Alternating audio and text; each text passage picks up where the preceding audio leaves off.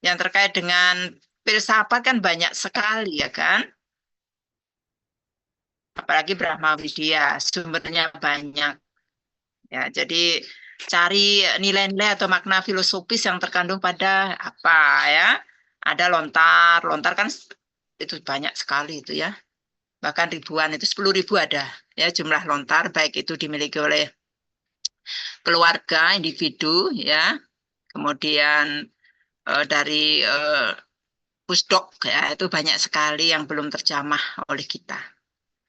Dan kemudian untuk IKH banyak sekali ya.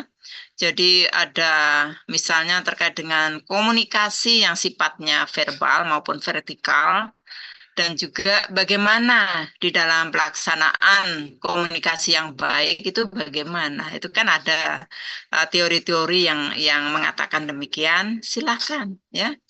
Jadi kalau terhubung dengan istilahnya ilmu agama, karena di sini basicnya adalah agama, sudah pasti ya harus terkait dengan yang Prof sampaikan yang tempo dulu, bukan tempo dulu ya zaman kuno ya, awal-awal perkuliahan ya, itu bisa menggunakan Trihita Karana, konsepnya itu ya, pakai dasar. Jadi meskipun di sini ada Islam, ada Kristen, Katolik, Buddha ya, bahkan mungkin ada Konghucu ya yang masih kental ininya, basicnya adalah dari Buddha, itu ada perpaduan itu, ambil saja itu di dalamnya ajaran-ajaran yang menunjuk terkait dengan ya komunikasi yang baik terhadap agama lain, misalnya bagaimana, apakah ada ajarannya di dalam agamanya, itu Ya, bisa, ya, dia ngasih makan aja lebih. itu Ya, bisa. makannya siapa yang Om Swastiastu, Bu. Izin telat. Prof. Nih, gabung saja ya, Siap. jangan ganggu temannya, udah kelihatan kok ya. Siap, Prof. Gabung, di-mute-kan, Siap, Prof. di-mute-kan. Ampun, lagi Ya baik, di pura, Prof. karena Lagi iya, ngayah. Siap. yang Prof juga lagi gini tadi sehingga agak lambat ya. Dan Siap, juga Prof. mungkin nonton ini ya karena pelantikan Pak Prabowo juga sama teman-teman ya kan. Siap, Prof. Ampun, Prof. Iya, saya lihat makanya saya kasih jeda waktu. Maunya sih jam 10 atau 11 karena ada pelantikan itu ya saya ngerti teman-teman pasti nonton itu ya. Sehingga saya alihkan ke sore hari jam 3. Tapi tidak full nanti ya, yang Prof ngisi mungkin sampai kurang lebih 3 ya.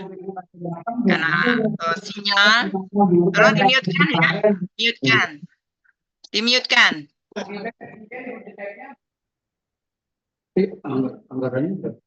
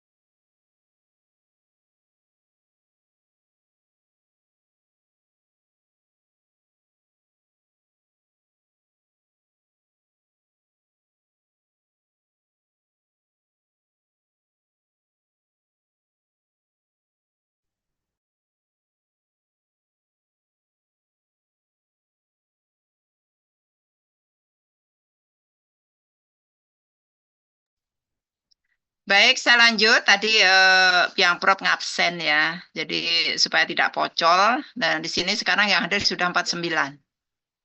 Ya, jadi ada 49. Terima kasih sudah separuh ya, sudah hadir di sini. Baik ya, sekarang sebelum saya lanjut saya ingatkan lagi. Jadi tema-tema yang nanti teman-teman pakai di dalam membuat tugas itu kaitkan dengan, sesuaikan dengan prodinya, dan juga basic keilmuannya juga oke ya, sehingga nanti hasilnya juga akan bagus.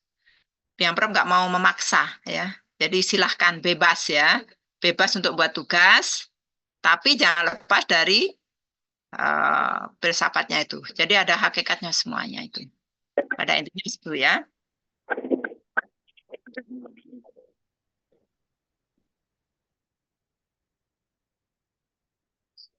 Oke, udah nambah lagi. Baik, akan saya mulai terkait dengan materi kita ya, lanjutan.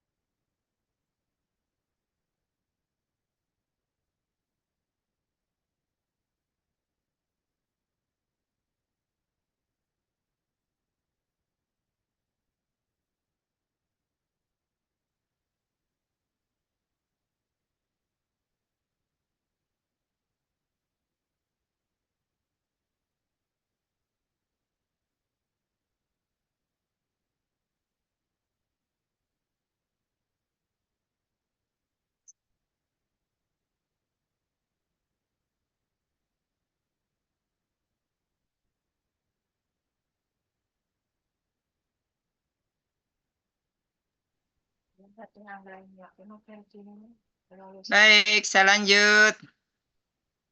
Ibu, silahkan. Nih, Hmm.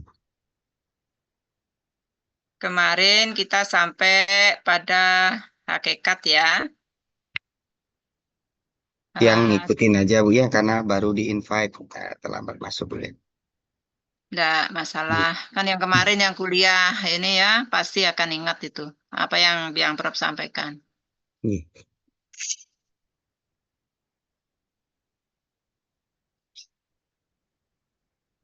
Ya, baik mungkin saya ulang ya, supaya lebih paham dengan apa itu filsafat sebagai ilmu ya. Ini yang dikatakan bahwa filsafat sebagai ilmu itu merupakan ilmu pengetahuan esensi ya. Jadi ilmu pengetahuan hakiki agar di dalam memahami filsafat sebagai ilmu sedikit lebih jelas ya. Maka dari itu di dalam hal ini dijelaskan mengenai tingkat-tingkat ilmu pengetahuan. Ada ilmu pengetahuan deskriptif, yaitu ilmu yang memberikan jawaban atas pertanyaan ilmiah bagaimana. Kemudian jawaban dari pertanyaan ini merupakan pengetahuan dan pengertian tentang sifat-sifat dari objeknya. Ilmu pengetahuan normatif, ilmu pengetahuan kausal, dan ilmu pengetahuan esensi atau hakikat ilmiah merupakan pokok pembahasan di dalam lapangan filsafat sebagai ilmu. Ini kuncinya ya. Maka dari itu teman-teman harus betul-betul meskipun simpel, singkat, karena saya tahu bahwa teman-teman itu basic keilmuannya beda-beda ya. Jadi ada yang memang dulunya pernah belajar filsafat kan gitu ya. Ya, kemudian ada yang kemarin ada yang matematika, fisika, kimia ya. Kemudian ada yang memang pengacara ya, lawyer ya. Kemudian ada yang hakim, ada dokter, ada yang dulu ya sebelum teman-teman ini apa namanya sekarang belajar filsafat. Kemudian macam-macam dah ya. Jadi apa namanya basicnya keilmuannya itu beda-beda. Tapi ya yang Prof yakin meskipun beda-beda, tetapi semuanya itu memiliki kecerdasan. Jadi jangan bilang bahwa teman-teman itu bodoh, nggak boleh ya. Semuanya itu pinter. Karena di dalam ilmu logika ya, itu cabang dari filsafat yang membahas tentang pikiran. Jadi semua manusia itu sebenarnya pinter. Karena sama Tuhan yang widiwasa itu sudah dibekali tentang pikiran ya. Jadi ada logika natural dan juga ada logika ilmiah. Itu. Kalau natural itu dari kecil itu ya, itu sudah dia itu pinter, pinter bicara, pinter menganalisa, ya. Coba teman-teman perhatikan. Ada anak kecil yang ceriwisnya bukan main. Itu harus dihormati, dihargai, jangan dicubit. Benar nggak teman-teman? Ponakannya, anaknya, dicubit-cubit kalau dia rewel dan cerewet sekali. Itu salah. Karena disitulah letak ya IQ anak itu tumbuh, kalau ditekan dia akan mandek, sehingga dia tidak bisa berkembang lagi pola pikirnya. Ya, karena meskipun kadang-kadang kan banyak ya manusia-manusia yang hebat, meskipun tidak pendidikan tinggi, kenapa kok pinter bicara, wawasannya luas, dan lain sebagainya. Itu merupakan hal yang istimewa yang diberikan anugerah oleh Tuhan Yang Maha Esa ataupun ide Sang Yang Widiwasa. Itu yang penting. Maka dari itu kenapa dalam filsafat ilmu itu kita harus ya memahami tentang esensi, substansi atau hakikat ilmiah ya yang merupakan hal yang sangat penting di dalam dunia filsafat. Ya, intinya adalah supaya kita menjadi seorang ilmuwan ya meskipun beda-beda basicnya tetapi tahu hakikat kebenaran dari masing-masing ilmu pengetahuan itu. Sehingga manusia itu semakin pinter, ya, kualitas kebijaksanaan itu akan kelihatan. Akan semakin istilahnya, ya seperti ilmu padi lah. Semakin banyak ilmu, semakin rendah hati. Bukan rendah diri ya teman-teman.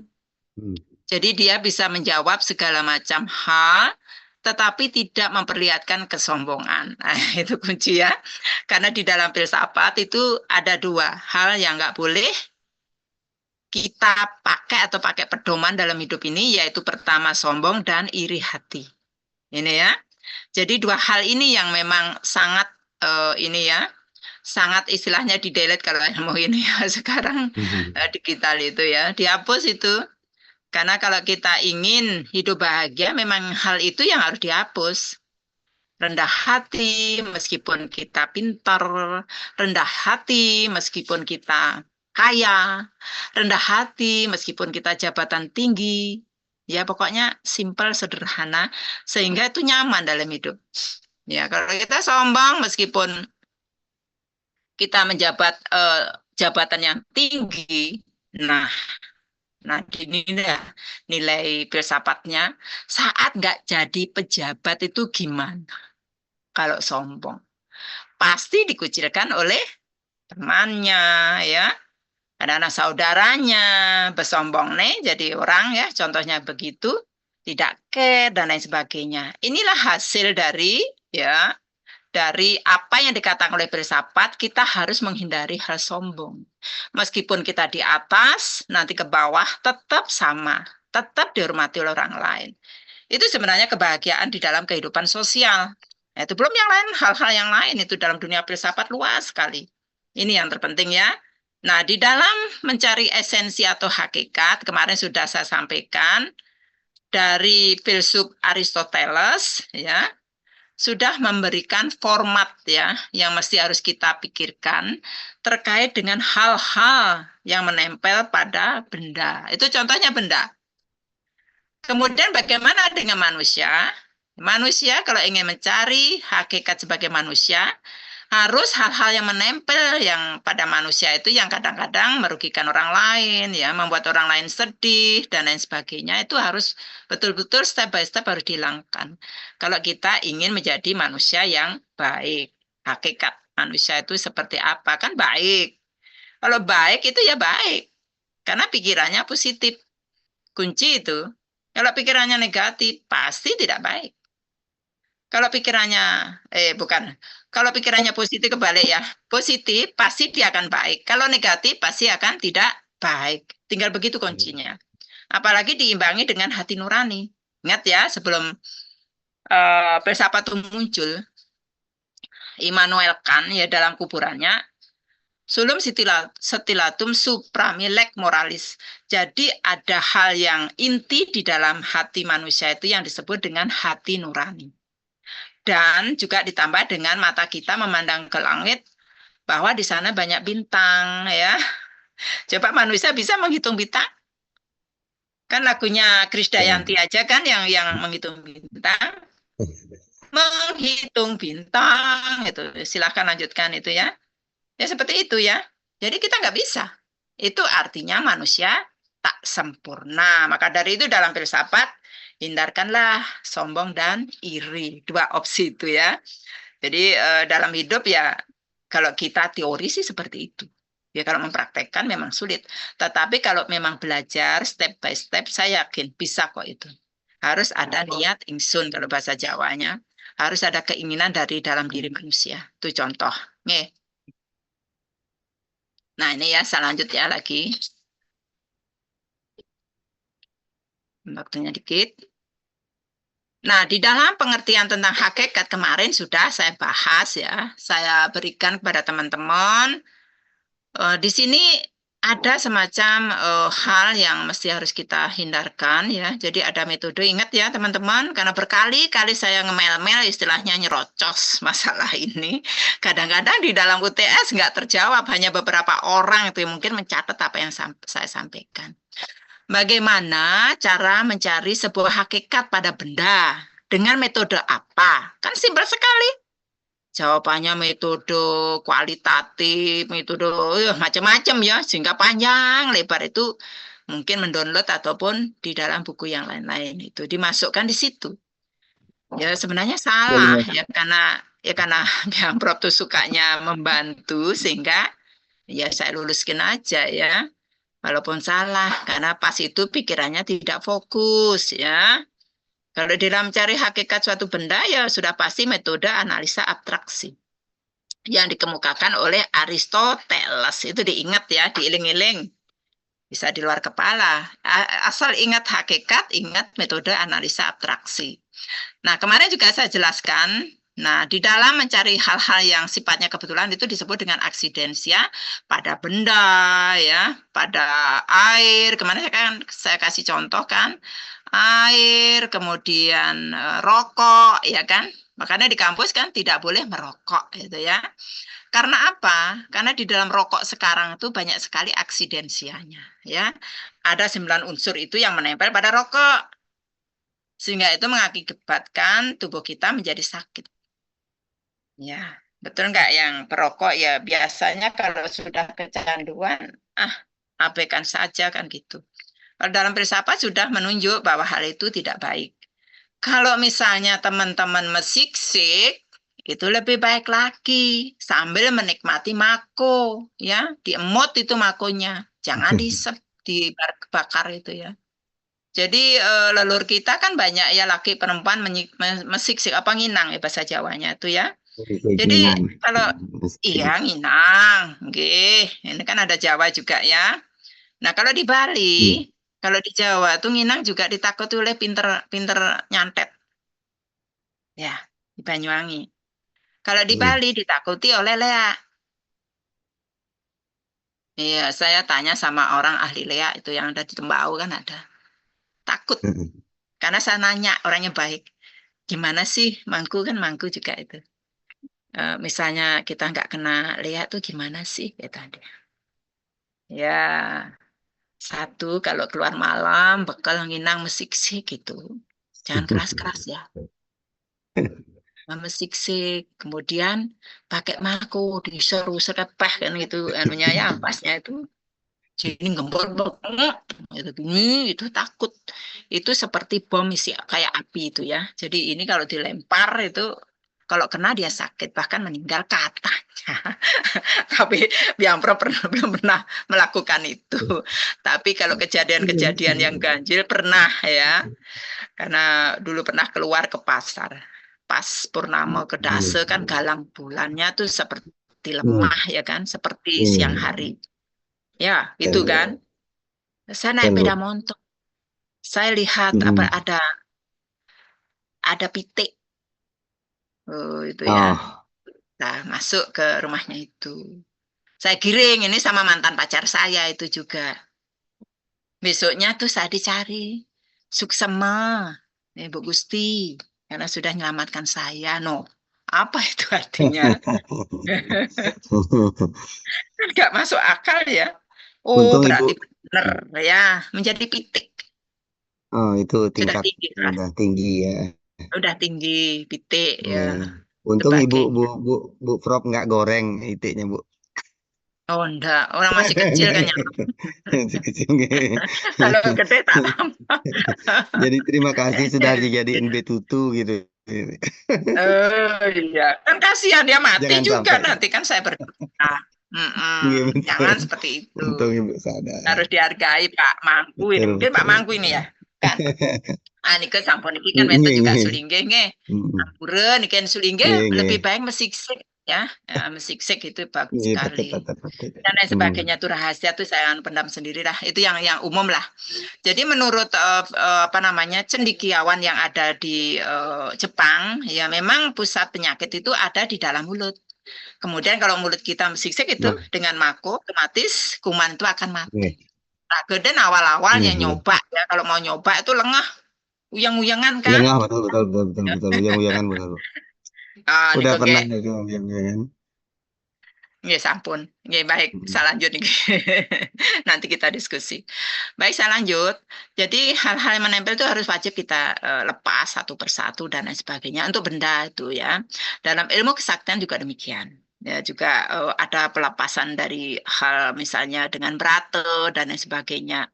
Dalam Hindu, di Jawa dan lain sebagainya, tempat yang lain yang masih mengagungkan kearifan lokal yang memang dipandang itu baik ya harus dipertahankan, tetapi jangan gunakan hal yang sifatnya negatif itu saja untuk melindungi diri sendiri. Tuh. Karena hakikat ilmu ini ya sebenarnya untuk mengubah ya sifat diri kita ya sebagai manusia yang sering diganggu oleh hal ataupun virus-virus yang sifatnya negatif. Ini ya. Jadi itu. Ini saya diingatkan cuma lagi 10 menit ya. Nah ini ya. Jadi hal itu harus diperhatikan oleh teman-teman.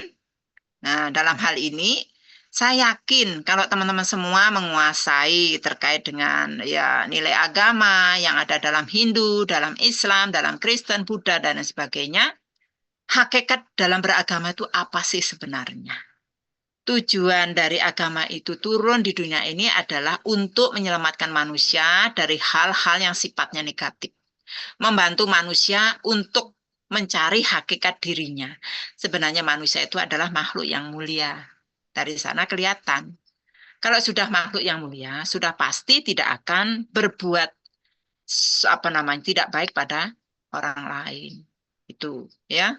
Jadi kalau kita rasakan ya ada sifat yang memang dalam diri kita ada amarah, keinginan, dan lain sebagainya, itu memang manusiawi. Tetapi kalau kita tahu tentang hakikat ini, sudah pasti dia akan redup. Akan keluar ya sifat-sifat misalnya care ya, kemudian toleransi, kemudian welas asih, dan lain sebagainya, yang ada di dalam masing-masing agama. Khususnya Hindu tuh seabrek ya, banyak sekali. Cuma kita nggak sempat mace. Terus nggak teman-teman? Kitab sucinya adalah HP untuk zaman sekarang. Ya, bede-bede ke HP lihat Google. Apa sih artinya ini dan lain sebagainya. Kan dalam makna yang ada di Google itu lebih apa namanya belum sampai ke hakikatnya. Tetapi kalau kita membaca buku itu pasti ada jawaban-jawaban yang mesti harus kita catat gitu ya. Secara singkat-singkat sehingga di otak kita tuh masih ingat itu. Maka dari itu harus didampingi antara Google dan buku. Tetap harus dibaca bukunya. Karena kita banyak sekali ajaran yang ada di dalam buku-buku, baik itu dari Wahyu, ya Sruti dan Semerti. Dan juga banyak sekali Purana. Banyak sekali ya ada yang cerita dalam Itihasa dan lain sebagainya. Banyak sekali. Kalau ekonomi ada Arthasastra, kepemimpinan ada juga. Ini ya, komunikasi itu yang ada dalam Hindu juga ada dalam Trihita Karana. Ajaran itu tidak hanya Trihita Karana, yang lain masih banyak. Itu ya. Jadi saya mulai kecil ya. Ini juga ada pertanyaan dari orang yang sudah senior. Bagaimana sih menjadi ke manusia itu menjadi SDM yang betul-betul mapan? Itu yang terpenting, apalagi di dalam agama Hindu. Nah, di dalam agama Hindu ini, memang pendidikan harus dimulai sejak kecil. Jangan marah bayi, marah lekat 2 tahun sudah didampingi oleh HP. Ya kan? Bisa ketawa ya bayinya itu. Kalau kita respon, dia malah ketawa sama HP-nya. Sekarang ya, dia nangis kalau diambil HP-nya. Nah, ini harus ada perubahan dari mindset kita sebagai orang tua. Biarlah orang tua yang megang HP, jangan dikasih anak supaya diam. Itu salah. Salah sekali itu. Ya, ajarannya harus kita tetap ya pikiran kita modern, tetapi hal yang tradisional itu penting untuk diajarkan pada generasi selanjutnya. Takutnya hilang ya hal-hal yang tradisional ya. Karena metode pendidikan yang dulu ini ya, termasuk komunikasi Ya. yang ada dalam kearifan lokal itu kadang-kadang diabaikan. Nah, pada zaman sekarang ya teman-teman yang calon magister itu bisa nggak memadukan hal yang seperti itu, yang kearifan lokal dihadapkan pada pemikiran yang modern. Nah, ini contoh seperti orang Cina ya, orang India, kemudian Jepang dan lain sebagainya itu mempertahankan tradisinya, tetapi pikirannya sangat modern. Ini ya. Jadi kita gayanya modern tapi pikirannya sebenarnya ortodok. Itu. Dibalik sekarang. Dibalik. Tetap modern tetapi pola-pola kita tetap mempertahankan tradisi setempat. Itu yang terpenting ya. Itu pun juga merupakan terkait dengan hakikat kita sebagai orang Bali, orang Jawa, ya, orang Lombok, Madura, kemudian Keharingan, Dayak, Toraja, dan lain sebagainya. Jangan dihilangkan budaya itu. Karena budaya itu Prof, sangat penting bagi manusia. nih, Bu Ampuro boleh menjelas sedikit, mumpung ingat di layar yang Ibu screenshot ada yang baca pengertian metode analisa abstraksi, kan gitu ya Bu ya. Nitya katanya benda memiliki 10 macam kategori yang disebut 9. dengan Ya, dibaca dulu ya. Makanya silensia. dengarkan dulu. Oh, Nggih, dengarkan dulu. Belum Niki selesai ada ini ya. Tolong jangan dianukan karena waktunya ya. iya, Sebentar saya kasih ada jeda so- untuk tanya jawab ya. Iya, kan, iya, iya. Karena di layar Ibu berbeda antara yang satu dengan yang di bawah. Yang di atas 10, yang di bawah 9. Nah, mungkin yang benar 9 mungkin ya Bu ya. Di atas Iya, 10 makanya kelihatan. perhatikan dulu karena saya belum iya, iya, selesai Iya. ya. Karena di dalam metode itu harus bisa menghilangkan 9 unsur itu. Yang satu adalah substansi. Itu ya, nanti aja ya. Kalau belum Oke. selesai ya ambiar ini ya. Itu. Wah, Nggih, coba dengarkan lagi nggih. Ya, ya. oke. Nanti saya Yang berikan dah ini ya. boleh. Ya, ya. Yang sambil catat Ya, soalnya. baik kalau gitu ya, karena apa namanya waktu, karena temannya juga akan memberikan apa namanya pertanyaan, kita diskusikan bersama. Kalau dalam Hindu itu ada 24 unsur. Baca ya di dalam Vaisesika Darsana itu ya. Itu ada 24 ya. Kalau di dalam kategori dalam filsafat yang pendapatnya juga Aristoteles ada, ya itu juga ya apa namanya untuk mencari hal yang sifatnya apa istilahnya ya substansi itu ya memang harus itu yang harus dihilangkan ya. Jadi kenapa maksud kemarin kan datang ya waktu saya menjelaskan bagaimana benda dan lain sebagainya itu ya. Jadi masing-masing apa yang kita minum kan sudah teman-teman ya kemarin ya. Kita minum, kemudian kita makan, itu kita lihat dulu ya, kualitas, kuantitas, relasi yang ada di dalam benda itu. Contohnya air, sebenarnya kita ya lebih baik minum air putih kemarin ya. Berenak itu biang prop misalnya gitu. Ya memang enak di mulut, tetapi di dalamnya mengandung 9 unsur itu. Nah, di dalam mencari substansi, ya harus bisa melepaskan itu semua, sehingga hakikatnya adalah H2O. Air putih itu yang sangat bagus untuk diminum. Dan air pun ya, kalau di dalam penelitian Biang Prop ya, itu ada macam-macamnya jenisnya ya. Dia sebagai tirte, ya kan? Jadi ada tirte abiokaon, tirte durmanggala, kemudian ini prayascita ya dari mulai air, dan air untuk bahan tirte yang baik itu dari mata air, bukan dari aqua, karena aqua sudah terkontaminasi dari 9 unsur itu ya. Perhatikan ini ya pelan-pelan ya. Jadi misalnya kita minum, kemarin saya sudah penelitian itu tentang air tirte itu. Kalau biokaon itu nilainya 6, sekian ya. Jadi masih, karena air yang bisa diminum adalah 6 sampai 9. Tuh, lebihnya nggak bisa ataupun kurang ya. Itu semua diukur. Ya, jadi kalau di dalam H2O itu air yang paling baik adalah air yang dari desa ya, dari mata air yang memang betul-betul itu dipelihara dengan baik, tidak ada pencemaran kanan kirinya.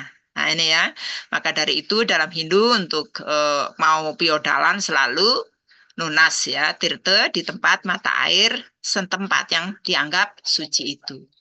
Karena di dalamnya itu mengandung ya kualitas air itu bisa diminum. Dan tirta yang dipuja oleh Sulingge maupun Mangku itu ada vibrasinya di dalam air itu. Ya kebetulan kemarin saya meneliti ya antara Mangku, Sulingge, 2 Sulingge ya. Itu semuanya hampir sama hasilnya. Berarti kualitas mantram dan pikiran yang memuja itu betul-betul baik. Gitu ya. Tapi saya nggak mau meneliti orang yang misalnya saya nggak pas misalnya gitu. Ya saya takutnya hasilnya tidak bagus. Nah ini harus contohnya yang bagus-bagus seperti itu. Nih, jadi nanti bisa menjadi pedoman ya.